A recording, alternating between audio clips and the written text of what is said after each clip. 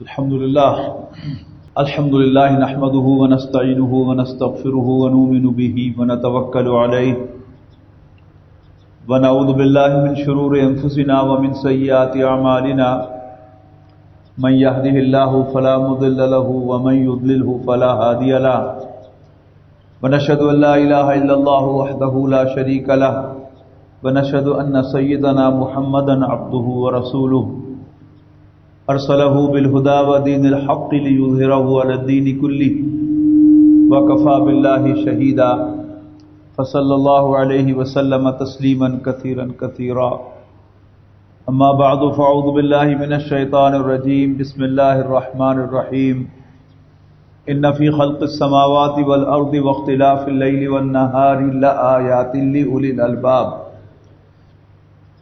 محترم بزرگوں، دوستوں، عزیزوں اور بھائیوں، آپ کو یاد ہوگا کہ گزشتہ 3 اجتماعات جمعہ میں جب یہاں پر حاضری ہوئی تو 2 اہم موضوعات پر گفتگو ہوئی۔ رمضان کے آخری جمعے کو ایمان بالرسالت پر گفتگو ہوئی کہ نبی اکرم صلی اللہ علیہ وسلم کو اللہ کا رسول ماننا ایکسپریس الفاظ میں ایکسپلسٹلی یہ انتہائی ضروری ہے، اور اس کے بغیر کوئی شخص دائرہ اسلام میں داخل نہیں ہو سکتا۔ اس سے پچھلا جمعہ اس میں یہ بات واضح کرنے کی کوشش کی میں نے کہ قرآن مجید میں اللہ تعالیٰ کو کیا ماننے کی دعوت دی گئی ہے، اس لیے کہ ہمارے ہاں بالعموم یہ امپریشن پایا جاتا ہے کہ شاید مکے کے کافر اللہ تعالیٰ کو جانتے، پہچانتے اور مانتے نہیں تھے، جبکہ قرآن مجید کے مطالعے سے معلوم ہوتا ہے کہ مکے کے کافر توحید کے ساتھ اللہ تعالیٰ کو خالق کائنات مانتے تھے اور اللہ تعالیٰ کو رازق بھی مانتے تھے، نفع اور نقصان کا، زندگی اور موت کا مالک بھی مانتے تھے۔ لیکن قرآن مجید نے قریش کو، اہل عرب کو، نوع انسانی کو اللہ تعالیٰ کو اپنا رب یعنی مالک ماننے کی دعوت دی ہے۔ آج ہم اسی کا ایک خاص پہلو اور ڈسکس کریں گے انشاءاللہ کہ الحاد، مادہ پرستی، ایتھیزم، الحاد کہتے ہیں اردو میں، عربی میں، اور عربی انگلش میں کہتے ہیں ایتھیزم۔ یہ ہوتا ہے اللہ تعالیٰ کے وجود کا انکار۔ تو قرآن مجید اللہ تعالیٰ کے وجود کی طرف کیسے متوجہ کرتا ہے اور کیسے دعوت دیتا ہے کہ اللہ تعالیٰ کے وجود کو مانو۔ اس میں بڑے دھوکے ہیں جن سے قرآن مجید نکالتا ہے۔ اللہ تعالیٰ کو ایک بڑی ہستی ماننا، پرسونیفائڈ بینگ کے طور پر، یہ ہے اصل مطلوب، جبکہ اللہ تعالیٰ کو ایک طاقت ماننا، ایک پاور ماننا، ایک فورس ماننا، خواہ اسے آپ ایبسولوٹ فورس کہہ دیں، وہ اللہ تعالیٰ پر ایمان نہیں ہے۔ یعنی یہ سمجھنا کہ یہ کائنات، اس کائنات کے پیچھے ایک بڑی قوت کار فرما ہے، بے شک اس کو آپ بڑا کر کے کہہ دیں پھر بھی وہ اللہ نہیں ہے۔ اس کو سادہ لفظوں میں آپ یوں کہیں کہ اللہ تعالیٰ طاقت نہیں ہے، وہ طاقتور ہستی ہے۔ یہ فرق ہے ایمان باللہ میں اور نیچر کو ماننے میں۔ یعنی نیچر، قدرت، یہ بھی اسی قدرت کا، اسی طاقت کا ایک نیا ایکسپریشن ہے، اور یہ اللہ نہیں ہے۔ جبکہ کہتے ہیں قدرت نے یہ کر دیا، قدرتی طور پر ایسا ہو گیا۔ آپ غور سے اگر آپ دیکھیں گے تو اس کا مطلب کیا ہوتا ہے کہ خود بخود ہو گیا۔ یعنی ملحدانہ تصور اس کائنات کے بارے میں یہ ہے کہ یہ مانا جائے کہ یہ کائنات حادثتاً وجود میں آئی۔ اب اسی میں کچھ چیزیں جو ہیں وہ امپلائڈ ہیں۔ حادثہ کون سا، کیا حادثہ؟ یعنی مادیت بھی اس کو کہا جاتا ہے اس اعتبار سے کہ اس میں مادہ کی وجود کو ایٹرنل مانا جاتا ہے. یعنی جیسے بحیثیت مسلمان ہم اللہ تعالیٰ کو ایٹرنل مانتے ہیں کہ وہ ہمیشہ سے ہے اور ہمیشہ رہے گا، جبکہ مادیت کی روح سے، سائنس کی روح سے مادہ جو ہے یہ ایٹرنل ہے، ہمیشہ سے ہے، ہمیشہ رہے گا. جن لوگوں نے سائنس پڑھی ہے انہیں یاد ہوگا کہ نیوٹن نے ایک لا دیا تھا، law of conservation of mass. اس کا اسٹیٹمنٹ کیا تھا کہ matter can neither be created nor be destroyed, کہ مادے کو نہ پیدا کیا جا سکتا ہے اور نہ اس کو فنا کیا جا سکتا ہے. مطلب کیا ہے؟ مادہ ہمیشہ سے ہے اور ہمیشہ رہے گا. جبکہ دینی نقطہ نگاہ سے ہم یہ صفت اللہ کی مانتے ہیں. صرف ہم سورہ اخلاص میں کہتے ہیں کہ لم یلد، نہ اس نے کسی کو جنا، یعنی نہ اس کے وجود سے کچھ اور بنا، ولم یولد، اور نہ وہ کسی اور سے جنا گیا، یعنی نہ اس کے وجود، نہ اس کا وجود کسی اور وجود سے اور نہ اس کے وجود سے کوئی اور. اور اس کے بعد کہتے ہیں کہ ولم یکن لہ کفوا احد، اور کوئی اس کا ہم کفو نہیں ہے، کوئی اس کا میچ نہیں ہے، کوئی اس جیسا نہیں ہے. یعنی صرف اللہ تعالیٰ ہی کی ذات لم یلد ولم یولد ہے.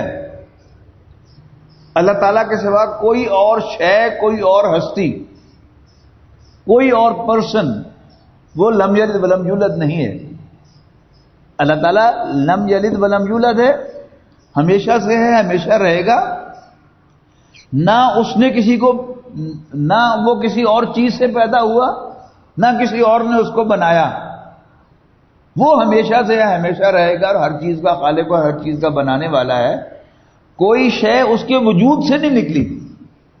ان دونوں میں بڑا باریک فرق ہے کہ ایک یہ ہے کہ مان لیا جائے کہ ہاں سب کچھ اللہ تعالیٰ کے وجود سے نکلا ہے، یعنی اللہ تعالیٰ کے وجود نے کوئی اور شکل اختیار کی ہے. توحید کا تقاضا کیا ہے کہ یہ مانا جائے کہ اللہ تعالیٰ بالکل اکیلا ہے. یعنی والدین کے وجود میں سے بچہ نکلتا ہے، بچہ پیدا ہوتا ہے، اللہ تعالیٰ کا ایسا رشتہ کسی اور کے ساتھ نہیں ہے. نہ اس کا کوئی باپ ہے، نہ اس کا کوئی بیٹا ہے، نہ وہ کسی اور چیز سے بنا ہے، نہ اس سے کوئی اور چیز بنی ہے، بلکہ وہ ہر چیز کا بنانے والا ہے. مادے کا خالق بھی وہ ہے. مادے کا پہلے کوئی وجود نہیں تھا. جب اللہ تعالیٰ نے فیصلہ کیا کہ مادے کو وجود بخشا جائے تو اللہ تعالیٰ نے کلمہ کن سے مادے کو وجود بخشا اور پھر مادے کو مختلف شکلیں عطا فرمائی. علامہ اقبال نے اپنی مشہور نظم ابلیس کی مجلس شورا میں، اس کے پہلے شعر میں ابلیس کی زبان سے اس کی تعریف کروائی ہے کہ یہ عناصر کا پرانا کھیل، یہ دنیائے دوں.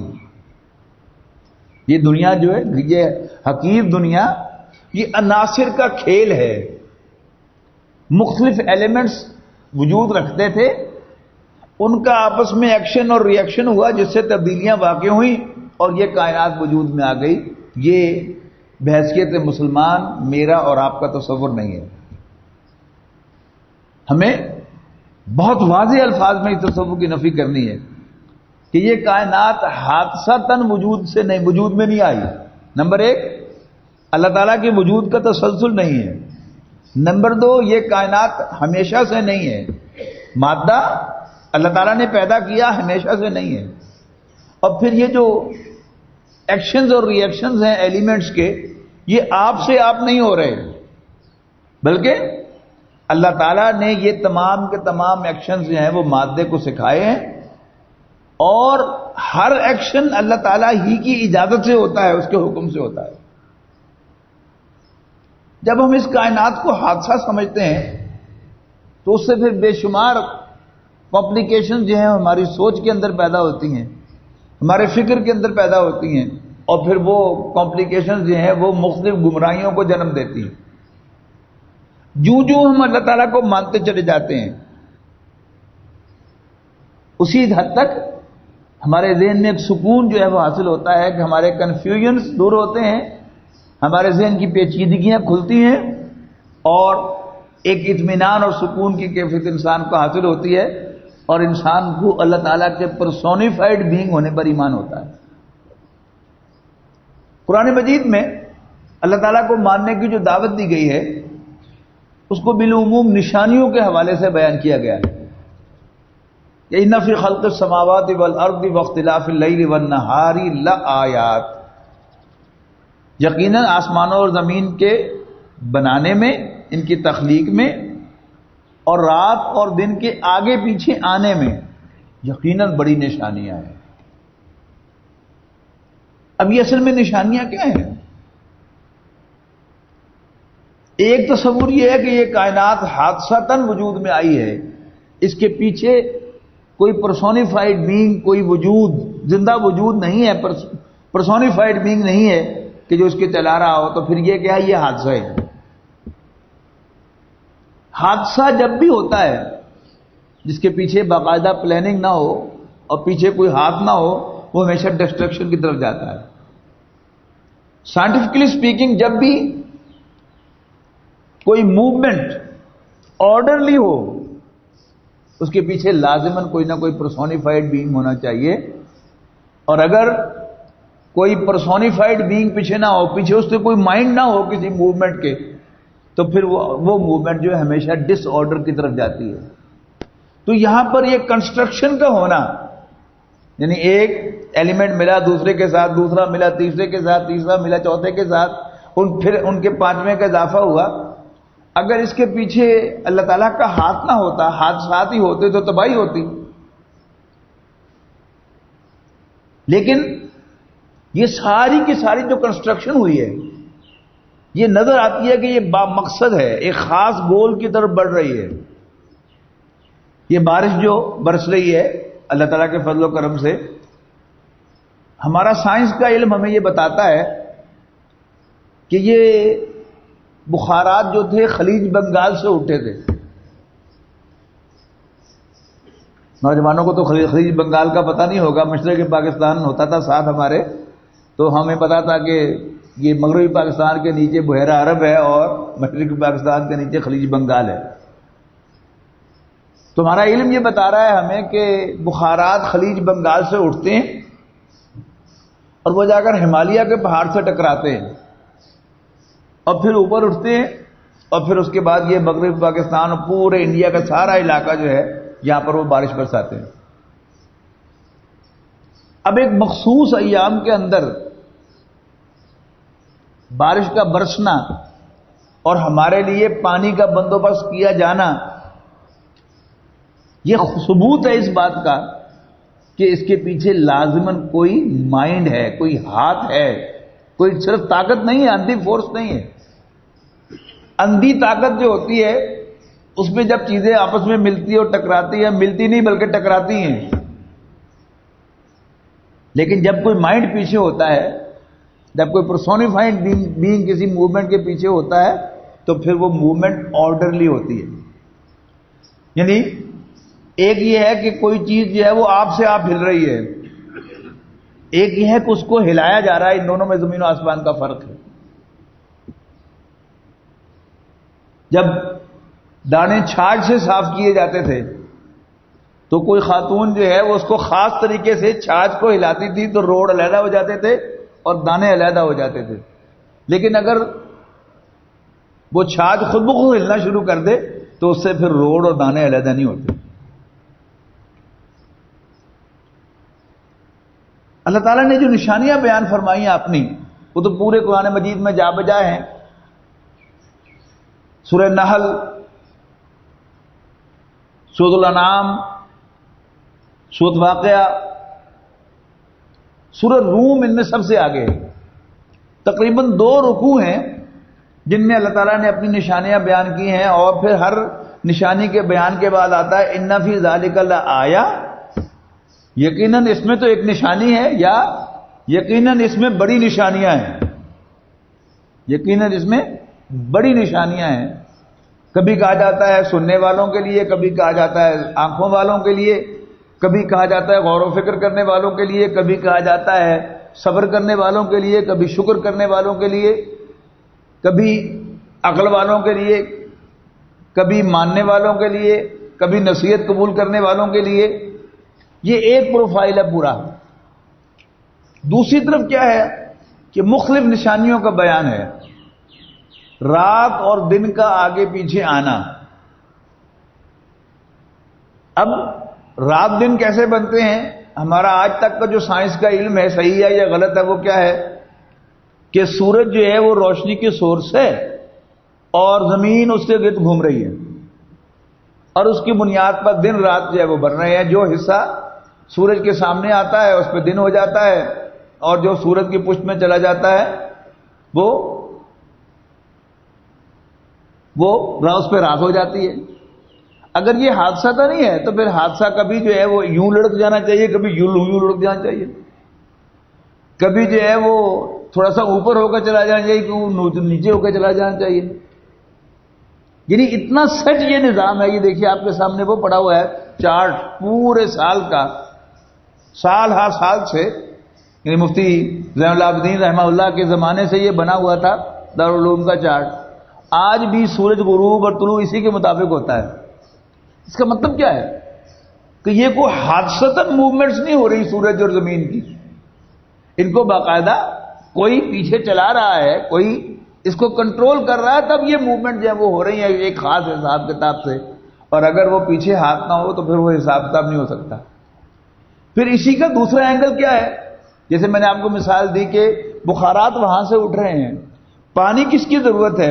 میری اور آپ کی ضرورت ہے پانی. جو ہمارا رب، ہمارا مالک، ہمارا پرووائڈر ہمیں پرووائڈ کر رہا ہے.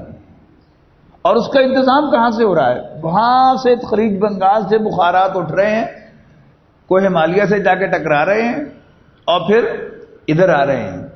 اور اس کا ایک ایسا سیٹ نظام ہے کہ ایک صاحب انہوں نے چٹاگانگ یونیورسٹی سے ماسٹرز کیا تھا مشرقی پاکستان کے دور میں. انہوں نے بتایا اس وقت ایک پروفیسر نے ان کی یونیورسٹی کے چٹاگانگ یونیورسٹی کے ایک پیپر لکھا تھا کہ 50 سال کے بعد بارشیں جو ہیں وہ مغربی پاکستان میں زیادہ ہوں گی جیسے مشرقی پاکستان میں آج ہوتی ہیں اس وقت کی بات. اور پھر اس کے بعد پھر دوبارہ 50 سال کے بعد پھر دوبارہ جو ہے واپسی شروع ہوگی. اور جو بڑے ہیں انہیں یاد ہوگا کہ ایک زمانہ تھا کہ ہر سال مشرقی پاکستان میں سیلاب آیا کرتا تھا، اور کوئی چھوٹا موٹا سیلاب نہیں ہوتا تھا، بڑے بڑے سیلاب آیا کرتے تھے. اب وہاں کبھی آپ نے سنی خبر مشرق بنگلہ دیش کے اندر سیلاب کی؟ یہاں اب مغربی پاکستان میں ہر سال، اور عجیب انداز ہے کہ کبھی جو ہے وہ نوشہرہ جو ہے وہ ڈوب جاتا ہے، کبھی جو ہے وہ جھنگ کا علاقہ جو ہے وہ ڈوب جاتا ہے بارہزاری، اور کبھی جو ہے وہ سندھ کا علاقہ جو ہے وہ ڈوب جاتا ہے. یہ ایک حساب کتاب ہے جس کے تحت جو ہے وہ بارشیں وہ اس حساب سے وہ مرکز جو تھا وہ شفٹ ہو رہا تھا، اور اس کی بنیاد پر بارشوں کی جگہ زیادہ جو بارشوں والے علاقے بدل رہے ہیں، اور پھر ان کے اس تجزیے کے مطابق وہ بادل ہو رہے ہیں. تو یہ سارے جو ہیں وہ حادثے تو ایسے نہیں ہوا کرتے. یعنی ہمارے اعتبار سے وہ حادثہ ہوتا ہے جی اس سال بارشیں زیادہ ہو گئیں، لیکن جو تحقیق کرنے والے لوگ ہیں وہ دیکھ رہے ہیں کہ ایک خاص حساب سے تبدیلی آتی ہے. پہلے بارشیں یہاں زیادہ ہوتی ہیں، پھر یہاں زیادہ ہوں گی، پھر یہاں زیادہ ہوں گی، پھر یہاں زیادہ ہوں گی، پھر ہوتے ہوتے پھر پیک پر پہنچ کے پھر وہ سرکل جو ہے وہ واپس چل پڑے گا. تو یہ سب کچھ جو حساب کتاب سے ہو رہا ہے یہ بھی کیا ہے؟ یہ اللہ تعالیٰ کے بارے میں خبر دیتا ہے کہ یہ کوئی حادثہ تن نہیں ہو رہا، اس کو کوئی پیچھے سے کنٹرول کر رہا ہے، کوئی چلا رہا ہے اس نظام ہستی کو کہ جس کا نام اللہ ہے. پھر ایک اور اینگل جو ہے سورہ واقعہ میں 4 نشانیاں خاص طور پر آئی ہیں، وہ تو بہت اہم ہیں، ہر شخص کو وہ یاد ہونی چاہیے. سب سے پہلے فرمایا افرأیتم ما تمنون، کیا تم نے کبھی غور کیا کہ تم ٹپکاتے کیا ہو؟ یعنی عورت کے رحم میں تم کیا ٹپکاتے ہو؟ گندے پانی کی بوند. اب یہ کیسا حادثہ ہے کہ اولاد میری اور آپ کی ضرورت ہے، لیکن ہم اکیلے اولاد پیدا نہیں کر سکتے. اب کوئی حادثہ ہوتا تو قریب ہی ہوتا کہیں، لیکن وہ حادثہ کہاں ہو رہا ہے؟ ایک عورت کے اندر جا کر وہ جب ٹپکائی جاتی ہے منی، تو اس منی کو پروسیس کرنے کا انتظام اللہ تعالیٰ نے وہاں کیا ہوا ہے. کبھی کوئی کامن سینس کی بات جو ہے اس کے بھی خلاف ہے یہ چیز کہ ہم سمجھے کہ حادثتاً یہ ایسا ہو رہا ہے. تو قرآن مجید اس نشانی کو بیان کرنے کا مقصد کیا بتا رہا ہے؟ افرأیتم ما تمنون، کیا تم نے کوئی غور کیا، دیکھا کہ ٹپکاتے کیا ہو؟ انتم تخلقون ہو، کیا تم اس گندی بوت کو خود تخلیق کرتے ہو ایک بچے کی شکل میں؟ ام نحن الخالقون، یا ہم اس کے پیدا کرنے والے ہیں؟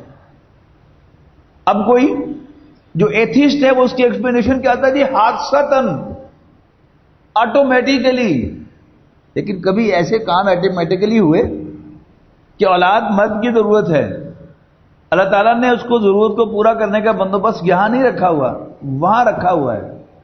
اور پھر یہ کہ کیسا حادثہ ہے کہ اللہ تعالیٰ نے اس بچے کو پروڈیوس کرنے کے لیے عورت کی پوری ساخت اس کے لیے بنائی ہے. اس کی بایو کیمسٹری اس کے مطابق ہے، اس کا اینڈوکرائن سسٹم جو ہے وہ اس کے مطابق ہے.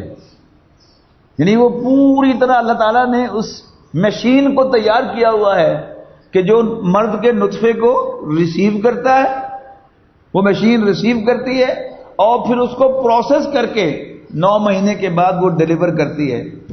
تو it can not be an accident. یعنی کبھی آپ نے سنا کہ 2 کاریں ٹکرائیں حادثتاً اور دونوں کے اچھے اچھے پرزے نکل کے علیحدہ ہو گئے اور پھر ان کو جوڑا تو اچھی سی کار بن گئی؟ ایسا کبھی نہیں ہوا. تو حادثات جو ہوتے ہیں وہ ہمیشہ ڈسٹرکشن کاز کرتے ہیں، کبھی بھی کنسٹرکٹیو کام حادثے کے نتیجے میں نہیں ہوا کرتا. پھر تیسری مثال دی وہاں پر، دوسری مثال دی تو بارش کی دی، تیسری مثال دی وہاں پودوں کی. افرأیتم ما تحرثون، کیا تم نے کبھی غور کیا کہ تم بوتے کیا ہو؟ ایک چھوٹا سا بیج. اانتم تزرعونہ، کیا تم اس کو اگاتے ہو یا ہم اس کے اگانے والے ہیں؟ کیا ہے، اللہ تعالیٰ کی شان ہے نا.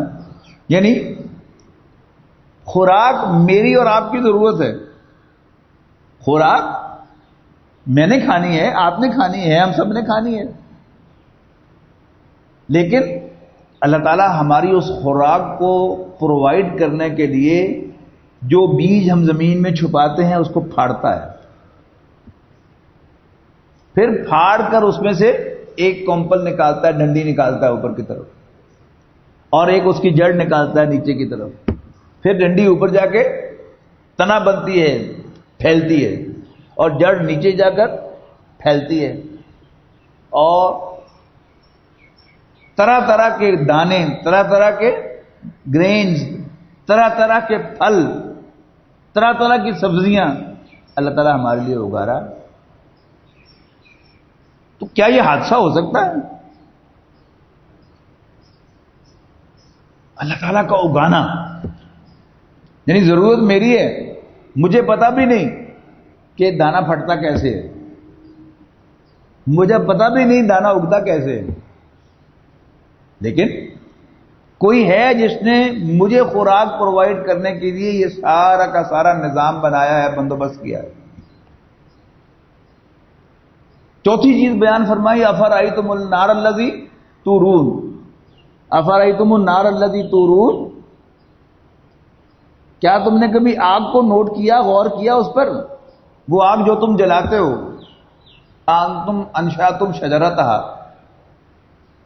کیا اس کے درخت کو تم نے اگایا تھا؟ یعنی پہلے آگ لکڑی سے جلتی تھی، تم نے جلایا تھا یا ہم اس درخت کے اگانے والے ہیں؟ تم نے اس درخت کو اگایا تھا یا ہم اس درخت کے اگانے والے ہیں؟ آبویسلی ہمیں تو پتہ بھی نہیں.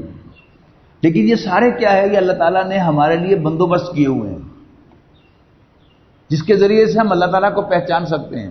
اور آج ہم غور کریں، سمندر کے بھی نیچے 5000 فٹ گہرے سٹوریج میں اللہ تعالیٰ نے ہمارے لیے گیس بنائی ہوئی ہے.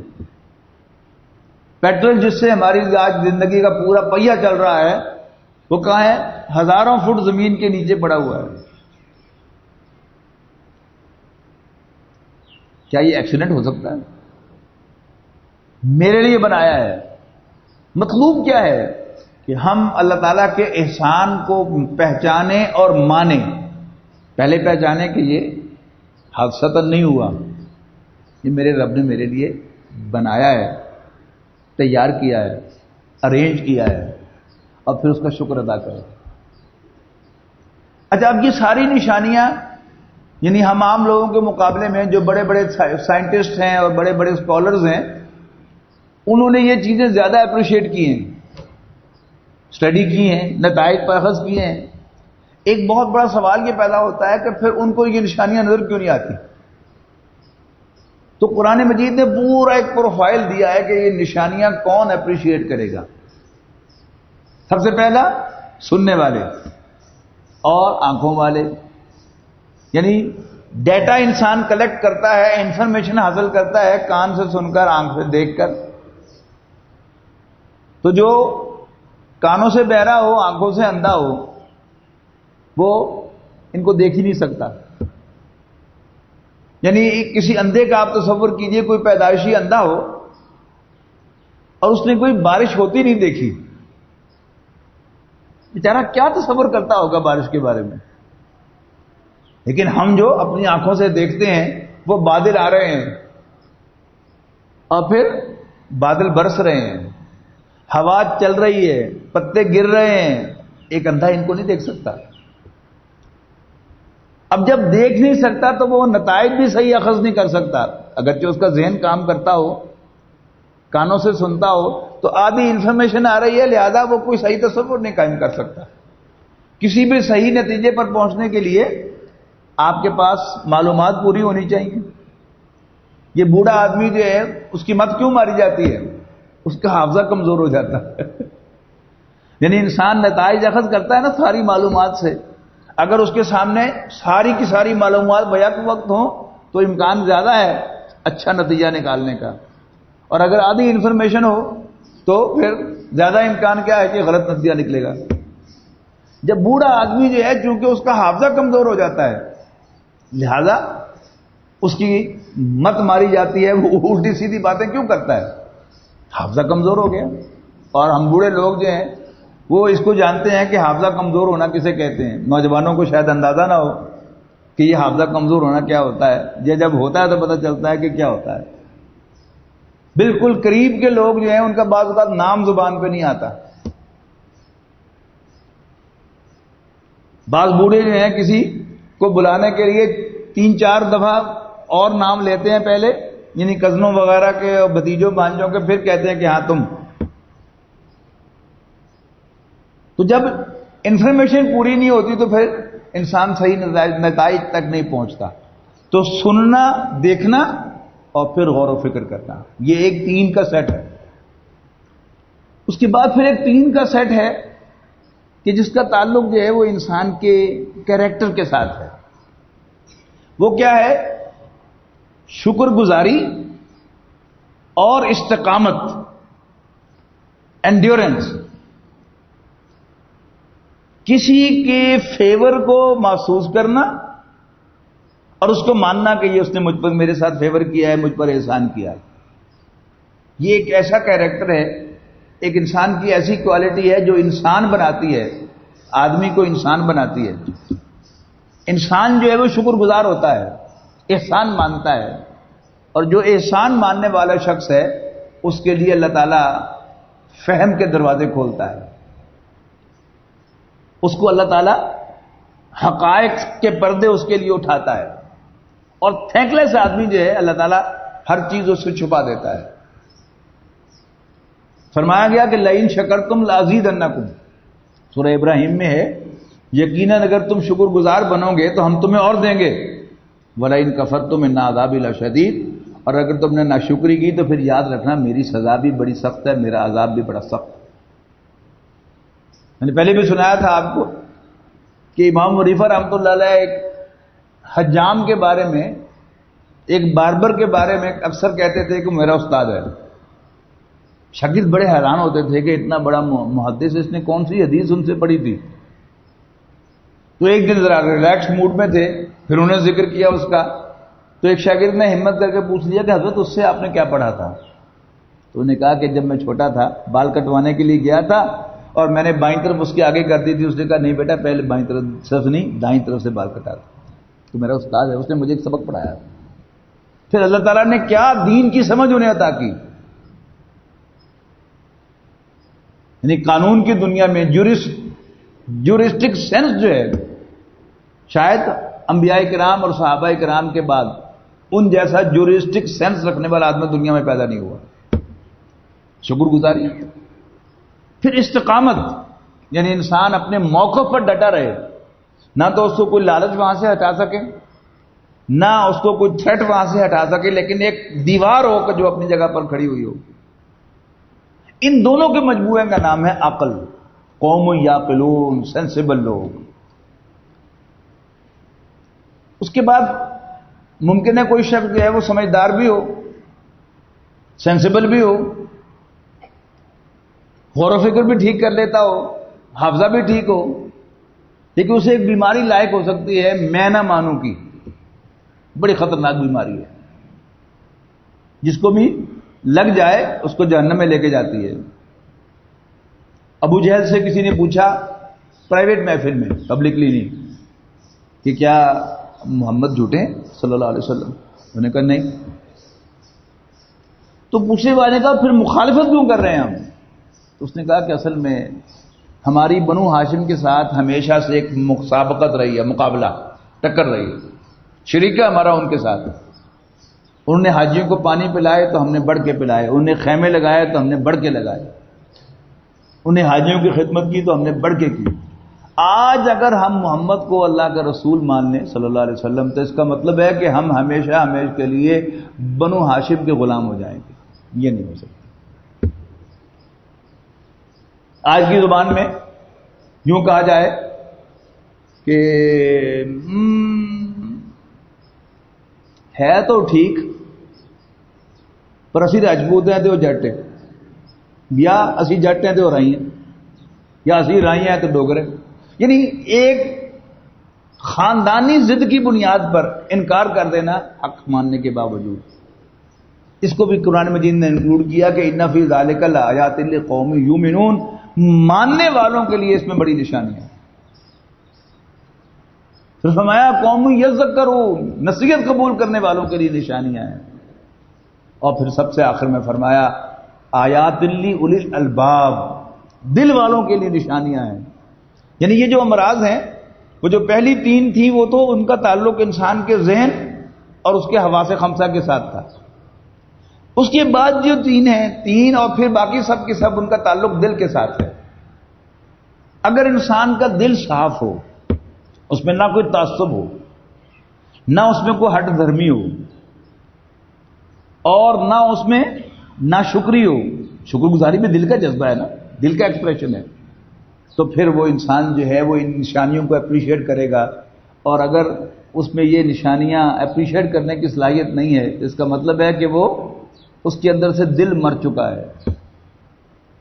جو اقبال نے کہا نا تیرے سینے میں دم ہے دل نہیں ہے، چھوڑ کیا آپ نے اس شعر کو؟ نہیں، تم زندہ تو ہو، تمہارا دل حرکت تو کر رہا ہے.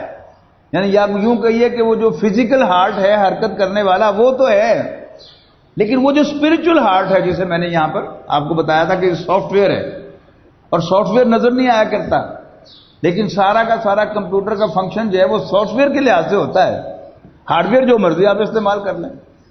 تو ایک ہے ہارڈ دل جو ہمیں آنکھوں سے نظر آتا ہے اور دھڑکتا ہے، خون پمپ کرتا ہے، اسی کے ساتھ ایک دل ہے جسے نبی اکرم صلی اللہ علیہ وسلم نے فرمایا کہ الا وان فی الجسد لمضغۃ، آگاہ ہو جاؤ، سن لو، سمجھ لو، جان لو کہ انسان کے جسم میں گوشت کا ایک ایسا ٹکڑا ہے اذا صلحت، کہ اگر وہ صحیح ہو صلح الجسد کلہ، تو اس کا پورا جسم صحیح ہوتا ہے. واذا فسدت، اگر اس میں فساد واقع ہو جائے تو پھر پورے دل میں، پورے جسم میں فساد واقع ہو جاتا ہے. الا وہی القلب، جان لو کہ وہ دل ہے. تو اس کی روشنی میں پڑی اقبال کا یہ مصرع، تیرے سینے میں دم ہے دل نہیں ہے، تیرا دم گرمی ہے محفل نہیں ہے. نکل جا عقل سے آگے کے یہ نور، چراغ راہ ہے منزل نہیں ہے. یہ انسان کا جو علم ہے، ذہانت ہے، دنیا کی معلومات ہیں، یہ چراغ راہ ہیں لیکن منزل نہیں ہے. جس نے اسی کو منزل بنا لیا اور یہ سمجھا کہ بس جو آنکھوں سے نظر آنے والا ہے وہی سب کچھ ہے، وہ حقائق تک پہنچ ہی نہیں سکتا. جو اپنے اندر یہ صلاحیت پیدا کرتا ہے کہ آنکھ سے نہ دکھنے والی، کان سے نہ سنائی دینے والی چیز کو بھی وہ حقیقت مانے اور اس پر بلیو کرے، اس وقت تک اس پر حقائق نہیں کھل سکتے۔ اللہ تعالیٰ سے دعا ہے کہ اللہ تعالیٰ ہمارے اس دل کو زندہ دل بنا دے اور ہم اس دل سے حقائق کو دیکھ سکیں، ان کا مشاہدہ کر سکیں، ان کو سن سکیں۔ آخر دعوانا الحمدللہ رب العالمین، سنت عطا کریں۔ هي الحلقات تحفظني بآيات من القرآن، هي الحلقات تملأني بحب المصطفى العدنان، هي الحلقات تحفظني